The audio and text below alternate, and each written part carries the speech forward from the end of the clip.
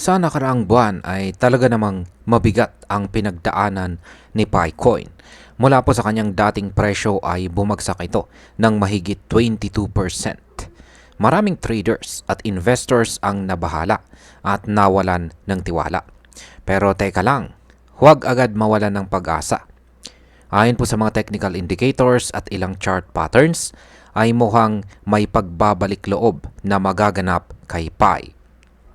Posible raw po siyang umangat muli at bumalik sa presyo na halos $3. Yan, or $2.98. Yan po ang siyang ating pag-uusapan sa video na ito. Pero bago po tayo magpatuloy, ay pakibasa na lamang po muna ang disclaimer dito po sa ibaba ng ating screen.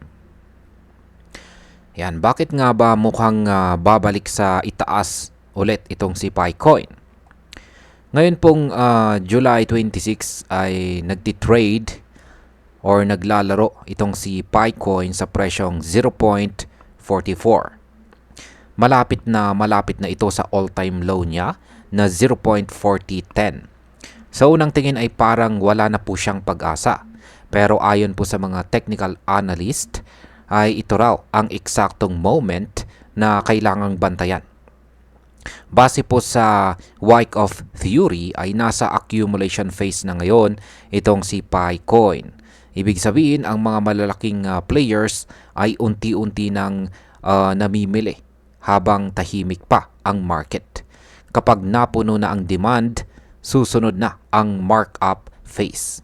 Diyan na po papasok ang matinding pagtaas ng presyo. Ano naman po ang sinasabi ng mga technical patterns? Dalawa po sa pinakamalakas na bullish signs ang naobserbahan sa chart ni Picoin. Una ay ang tinatawag pong double bottom pattern, kung saan ay bumaba po siya sa parehong presyo na 0.4010 ng dalawang beses. At ngayon ay nagsisimula ng umangat muli.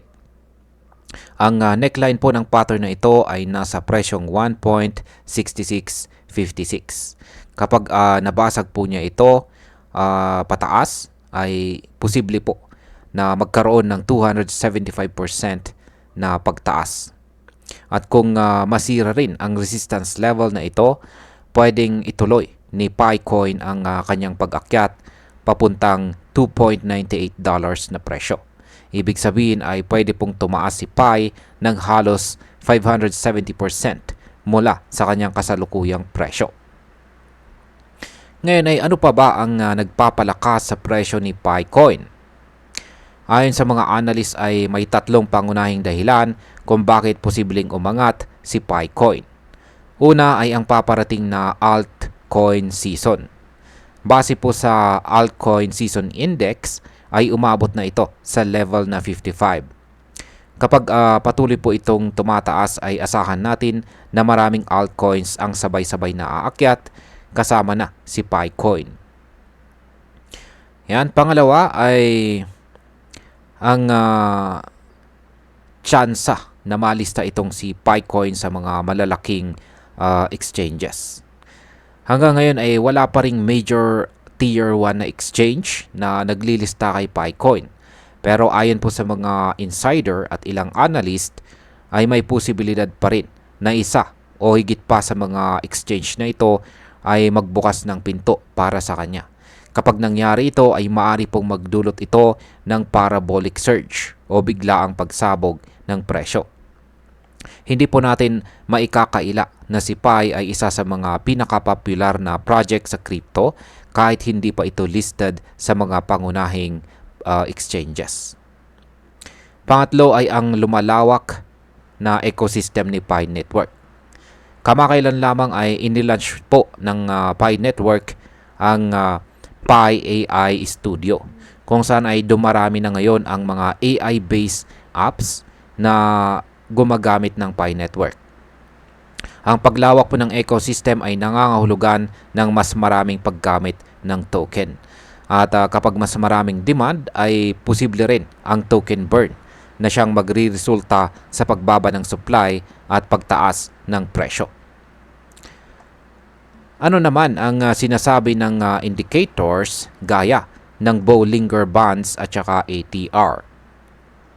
Sa kasalukuyan ay mababa ang volatility ni Picoin. Ayon po sa Bollinger Bands at saka average true range. Ibig sabihin ay tahimik pa ang galaw ng presyo ngayon. Pero sa mundo po ng crypto, ang ganitong katahimikan ay madalas nauuwi sa explosive moment.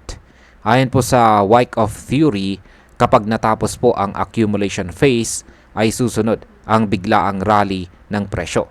Kaya susundin ang pattern, yan, kung susundin po ang pattern, ay hindi po malayong biglang pumutok, yan, or biglang sumabog itong si Picoin. Pero ano naman po ang risk? Meron bang warning? Oo naman, hindi pa rin nawawala ang risk or panganib. Kapag bumalik po ulit si Picoin sa ibaba ng 0.40 ay maaari pong ma-invalidate ang bullish pattern.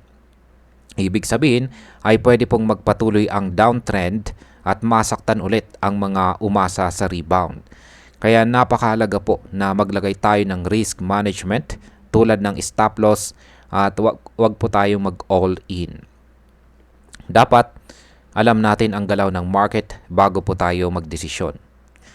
Para po sa atin bilang mga Pinoy crypto enthusiast, particular po sa mga nag-aabang ng tamang entry point kay Picoin, ito ang panahon na dapat nating pag-aralan ng mabuti ang charts at galaw ng market. Hindi ito panahon para magpanik o basta bumili na lamang. Pero kung totoo ang mga bullish signals, may malaking potensyal na kita sa muling pag-angat ni Pi. Sa mga nagtiwala at matagal nang nag-hold, ito po ang senyales na maaring magbunga na ang ating paghihintay. Pero paalala pa rin na maging maingat po tayo, lalo na't volatile pa rin ang buong crypto market. At bilang panghuli, sa dami po ng noise or kaguluhan at speculation dito sa mundo ng crypto, ay mahirap pong makahanap ng token na may tunay na community. Yan, na may tunay na community, ecosystem at technical na basihan para sa pagtaas ng presyo. Pero sa kaso po ni Picoin, kahit maraming duda ang umiikot, ay hindi rin natin maitatanggi ang lakas ng kanyang community. Kung totoo po ang bullish pattern at magsimula ang altcoin season, ay may tsansa talaga si Pi na muling sumabog.